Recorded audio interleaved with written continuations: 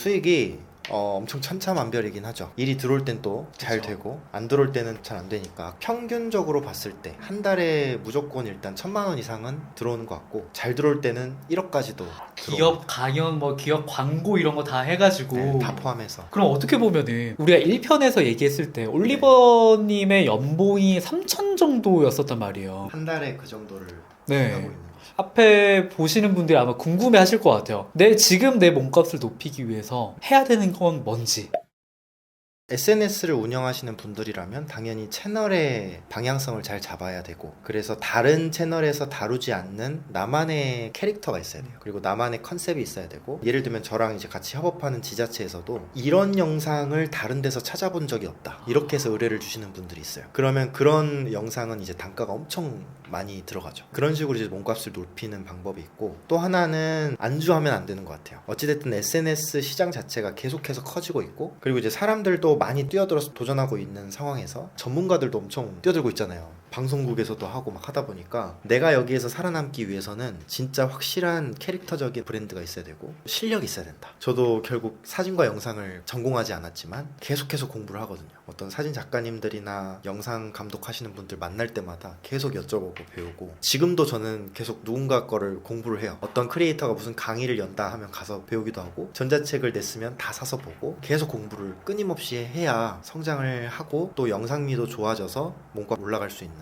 그런 것 같습니다. 내 브랜딩이 중요한 건 알겠는데 뭐부터 해야 되냐. 아마 그걸 가장 어려워하시는 분들이 있을 것 같은데 가장 먼저 해야 되는 건 어떤 걸까요? 확신이 있었던 건 아니지만 제가 인스타그램을 시작할 때 마음가짐이 그냥 하나의 채널을 단순히 운영한다고 생각 안 했다 했잖아요. 저는 어떻게 했냐면 그냥 사업자를 냈어요. 바로 로고를 만들었어요. 팔로워 1,000명도 안 됐을 때 상표 등록까지 바로 신청을 했거든. 그래서 얘는 진짜 내가 브랜드로 가져간다, 계속 그거를 어필을 하고 스토리도 올리고 빌드업을 쭉 해나갔던 거 지금까지. 그러다가 이제 이게 잘 되니까 진짜로 브랜드가 되는 거죠. 그냥 조금 찍먹을 해보려고 한단 말이에요. 이제 레드오션이야, 안 된대 하고 포기하는 사람도 있는 반면에 결국에 뚫어내는 사람들이 있거든요. 그 뚫어내는 사람들의 공통점이 뭔지를 저는 좀 파악을 해보셨으면 좋겠어요. 왜냐면은 되는 이유는 무조건 있거든요. 운만 있는 게 아니라. 그래서 어떻게 보면 올리버님이 평균적으로 1,000만 원에서 1억 정도를 벌고 계시는데, 그러면 파이프라인이 어떻게 만들어진 거예요? 광고를 기본적으로 받고 광고 단가를 책정하는 것도 굉장히 다양하게 하고 있고요. 릴스 보너스, 온라인 강의, 오프라인 강의, 공구, 물건을 만들어서 팔 수도 있고 다양한 게 있는 것 같습니다. 컨텐츠를 하나씩 업로드를 해나가셨잖아요. 그러면 순서대로 좀 말씀을 해주실 수 있으신가요? 왜냐면은 아마 지금 보고 계신 분들이 인스타그램이나 유튜브를 시작하려는 분들이 대부분이란 말이에요. 그러면은 이분들한테 어떤 가이드가 될 수 있을 것 같아요. 계정이 커지다 보니까 먼저 기회가 들어왔어요. 제가 먼저 이렇게 달라고 안 했고 팔로워가 5만 정도 됐을 때 기회가 들어왔어요. 처음에 이제 진행한 곳이 롯데백화점 사진 스팟을 하는 홍보 영상을 만들었었는데, 그런 식으로 시작을 하고 어느 정도 팔로워를 모으면 다들 막 하시는 게 전자책, 강의 이런 걸 많이 하시잖아요. 근데 저는 그때 안 했어요. 왜냐면 똑같아 보일까봐. 저는 좀 더 참았어요. 왜냐면 내가 지금 알고 있는 지식이 전부가 아닐 수가 있잖아요. 그래서 조금 더 테스트를 해보고 진짜 이게 확실해지고 많은 사람들이랑 대화를 해봐서 그때 진짜 이거를 만들어보자. 지금 당장 그런 쪽으로 돈을 못 벌더라도 오히려 그게 더 브랜딩이 될 수 있을 것 같아서 그렇게 했었죠. 콘텐츠를 통해서 지자체나 브랜드와 같이 협업을 하면서 계속해서 이제 기회들이 찾아오고, 스포츠 브랜드에서 모델 제의도 들어오고, 여행사랑 같이 조인을 해서 투어 상품을 만들어서 그걸 이제 팔로워들이랑 같이 여행을 하는, 진짜 다양하게끔 들어온 것 같습니다. 내가 하나의 주제에서 브랜딩이 되니까 여기서 내 능력이나 내 뭔가 브랜드가 필요하신 분들이 기회를 먼저 주기 시작한 거고, 그리고 팔로워 분들과 뭐 구독자분들이 모이게 되니까 그분들의 니즈는 또 올리버님처럼 사진을 찍고 싶다, 영상을 찍고 싶다, 이런 니즈가 있기 때문에 자연스럽게 클래스가 열리게 되고 이렇게 됐던 건데, 근데 너는 팔로워가 많아서 된 거 아니야? 그분들을 위해서 팔로워를 어떻게 모으실 수 있었는지 인스타그램 노하우 3가지를 한번 말씀을 해주시면 너무 좋을 것 같아요. 팔로워가 많아야지만 수익화를 할 수 있다라는 건 아닌 것 같아요. 저도 이제 지금 인스타 강의를 운영을 하고 있어서 많은 수강생분들을 이제 배출을 했지만, 결국 수강생분들께서도 팔로워가 예를 들면 한 3,000명인데 진짜 뭐 포스팅 하나로 50만 원을 받으시는 분도 있고요. 정말 천차만별인 것 같아요. 결국에는 그 사람이 팔로워들이랑 어떤 식으로 소통을 하고 브랜딩을 하고 끈끈해지고 그런 거를 잘 하느냐에 따라서 이게 정말 수익이 천차만별인 것 같고, 근데 이제 어찌됐든 팔로워를 늘리는 게 좋긴 하겠죠. 그래도 눈에 띄니까. 그래서 제가 제일 중요하게 생각하는 건 아까도 말씀드렸다시피 대중성. 그러니까 이제 레드오션이라고 말씀을 하셨는데 저는 레드오션이 더 좋은 것 같아요. 왜냐하면 레드오션이라는 건 그만큼 내 고객이 많다라는 거예요. 내 잠재 고객이. 그러면 그 잠재 고객을 확실하게 내 편으로만 만들 수 있으면 끝나는 거거든. 하지만 경쟁사가 많기 때문에 그 레드오션 시장에서 결국 독보적인 콘텐츠나 존재가 되려면 나만의 차별성을 찾아야 되는데 그 차별성 찾기가 진짜 힘들죠. 그래도 찾아야 돼요. 그래서 저는 이제 이 차별성과 대중성, 이게 제일 중요한 것 같습니다. 한 가지 더 한 가지가 남았습니다. 말씀을 드리면 결국에 콘텐츠 전략, 내가 이 콘텐츠를 어떤 식으로 구성을 해서 올릴지도 굉장히 중요한 것 같아요. 팔로우가 안 늘어서 고민 중이신 분들도 있을 거예요. 지금 당장 이거 하나 정도는 적용해보셔라 하는 게 있을까요? 비교해보면 되는 것 같아요. 내 콘텐츠랑 한 10만 인플루언서 콘텐츠를 옆에 딱 놓고, 요즘에 그 흑백 요리사, 그게 누구 건지 말 안 하고 내 가족한테 보여주고 어느 퀄리티가 더 좋아? 라고 물어보는 거죠. 그래서 결국에는 내가 그 영상의 퀄리티보다 나아지지 않으면 절대 발전은 없는 것 같아요. 저는 유튜브를 처음 시작했던 게 19년이었거든요. 근데 그때 당시에 저 컨텐츠가 좋은데 안 뜨는 줄 알았어요. 메타인지가 없었던 거죠. 근데 다른 분들한테 여쭤보니까 어떤 분이 그 말씀 하시는 거예요. 그때는 제 유튜브 아이디가 쏜군TV였거든요. 네. 쏜군님 컨텐츠 죄송한데 재미없다고. 저는 진짜 그때 한 대 얻어맞은 줄 알았어요. 근데 그게 보인 다음부터 내가 어떤 방향으로 발전시켜 나가야 될지가 보이더라고요. 만약에 내가 정체가 됐다라고 한다면 한번 가장 먼저 퀄리티부터 한번 체크를 해보시는 것도 너무 좋은 포인트일 것 같아요. 그래서 현상을 먼저 체크하는 거, 그거가 제일 중요한 것 같습니다. 퀄리티라는 게 근데 영상 어떤 스킬이 아니죠. 영상미가 막 좋고 이런 게 아니라 결국 퀄리티는 내용, 영상에 무슨 내용이 들어가 있는지, 썸네일은 어떤 식으로 좀 통일이 되어 있는지, 내 피드를 봤을 때 이 사람은 이런 주제구나라는 걸 확실히 알 수 있는지. 매장 운영이랑 진짜 똑같은 것 같아요. 내 계정이 김밥 땡땡 같은 그런 계정은 아닌지. 우리는 김가천국 같은 브랜드가 아니라 스테이크 전문점 같은 그런 브랜드가 돼야 되는 거니까. 특정한 메뉴만을 노려서 찾아갈 수 있는 그런 계정이 돼야 되는 것 같습니다. 아마 보고 계신 분들이 퇴사를 준비하시거나 아니면 1인 사업을 이미 준비하고 계신 분들이실 텐데 1인 비즈니스에서 가장 중요한 건 좀 뭐라고 생각을 하시나요?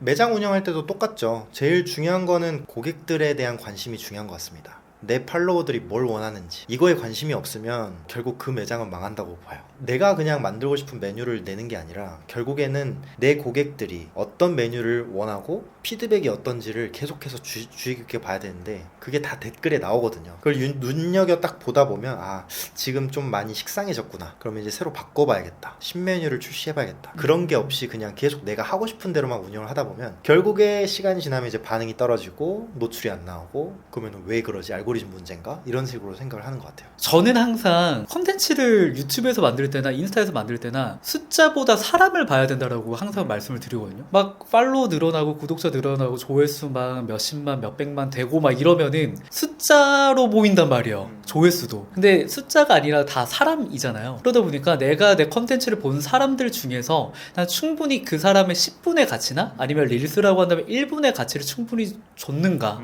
그 시간 동안에 그 사람의 문제를 뭐 사소한 거라도 해결을 해줬는가, 그 포인트가 쌓여서 결국에 밀도가 생기고 브랜딩이 될 수 있다고 생각을 해요. 결국에 저는 이제 수강생들한테도 그렇게 얘기해요.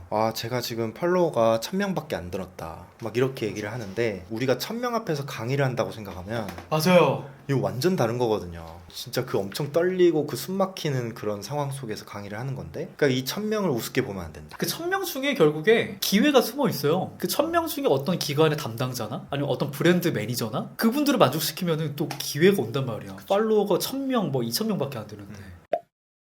예전이랑 많이 달라지긴 했죠. 제가 어떻게 보면 이 온라인 시장이 있다라는 걸 알았던 것처럼 저 같은 사람한테는 너무 좋은 기회인 것 같아요. 제가 한 몇십 년만 일찍 태어났어도 절대 하지 못했을 이런 일들인데, 시대를 잘 태어난 것도 정말 운이 좋았던 것 같고, 이렇게 기회가 많이 있다라는 건 너무 좋은 것 같습니다. 이게 제가 최근에 어떤 컨텐츠를 봤는데, 우리가 컨텐츠를 업로드한다는 건 대기업 그리고 세계에서 해외에 막 1년에 막 몇십 조 그리고 해외 천재들이 만든 알고리즘을 레버리지 하는 거다. 왜냐면 내가 이런 주제에 이런 상품이 있는데 나는 누가 내 상품을 필요로 하는지 모르잖아요. 알고리즘이 그걸 귀신같이 찾아준다는 거. 과거에는 내가 좋아하는 일을 해서 그걸로 돈을 못 벌 수밖에 없었죠. 왜냐면은 이거를 누가 좋아하는지 몰랐으니까. 근데 내가 좋아하는 일을 보완해 나가면서 계속해서 컨텐츠를 만들게 되면은 이거를 필요로 하는 사람들이 나한테 오게 되는 거니까 돈을 벌 수 있는 충분히 좋은 세상이라고 생각을 하는데 아마 욕을 하실 수도 있을 것 같은데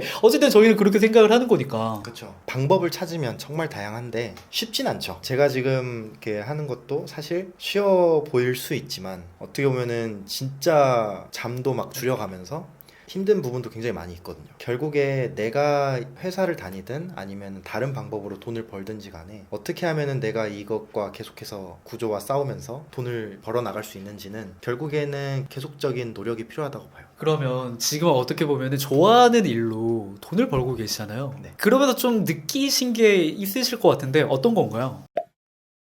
결국 일은 일이다. 맞아요. 네. 맞아.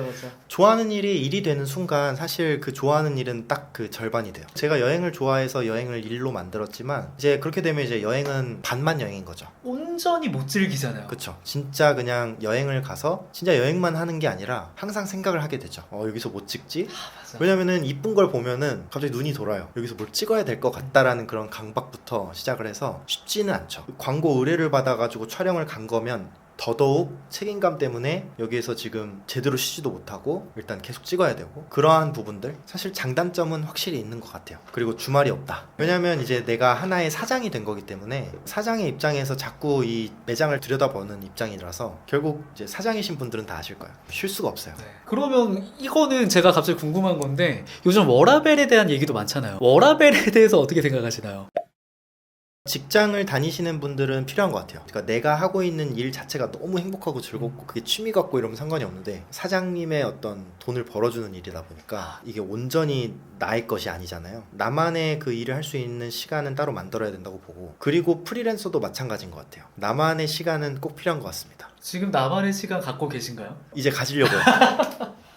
저도 진짜 여행다운 여행을 좀 가보려고 다음 달에 또 동유럽을 가는데 한 2주 정도 가서는 진짜 일 안 하고 여행만 하려고요. 카메라 두고? 아니죠. 그거는 어쩔 수 없어요. 네. 그러니까 콘텐츠는 개인 콘텐츠는 뽑는데 거기서 어떤 광고를 받아서 가거나 이러진 않으려고요. 사실 저는 콘텐츠 뽑는 게 재밌거든요. 그냥 만들어서 올리는 그 자체가 재밌었기 때문에 그걸 이제 계속 하는 거고 그런데 그거에 대한 어떤 강박이나 이런 건 느끼지 않으려고 최대한 하면서 여행을 해야죠. 오늘 대화를 들으면서 나를 브랜딩하는 거에 대해서 좀 고민하시는 분들이 아마 있으실 거예요. 네. 그분들한테 조언 한 가지를 해주신다면 어떤 게 있을까요? 결국 나를 브랜딩하는 건 나라는 사람을 어떻게 사람들에게 잘 비출지를 고민을 하는 거죠. 그러니까 한마디로 어떻게 나를 브랜딩하지? 이렇게 생각하기보다 결국 나라는 사람이 하나의 매장이라고 생각을 하는 게 더 편할 것 같아요. 그러니까 나도 간판이 있고 나에게도 상품이 있고 그 사람만 봐도 떠오르는 이미지가 있잖아요. 브랜드 로고를 보면 여기는 뭐 만드는 회사 그런 게 딱 떠오르는 것처럼 그 사람을 딱 봤을 때 이 사람은 뭐 하는 사람. 제가 진짜 최근에 전주를 갔는데 이제 저를 알아보시는 그 팔로우분이 있었어요. 저보고 딱 제일 먼저 하시는 말씀이 뭐였는 줄 알아요? 뭐였어요? 사진 가르쳐주는 사람이다 이렇게 얘기하는 거예요. 그래서 나는 그런 이미지구나 이렇게 딱 생각이 됐거든요. 그런 게 확실히 잡혀 있어야 된다라고 생각을 해요. 그러면 60만 올리버님, 이제 곧 70만, 80만이 되실 올리버님이 다음 비즈니스 목표는 어떤 건가요? 전 이제 팔로워를 더 모으기보다는 브랜딩에 더 초점을 맞출 거고요. 이제 유튜브를 할 겁니다. 유튜브를 본격적으로 이제 하려고 생각을 하고 있고 저만의 굿즈 아니면은 이커머스 상품들을 좀 많이 만들 거예요. 스마트폰과 연관된 상품들을 만들어서 사람들에게 제공을 또 하려고 생각을 하고 있습니다.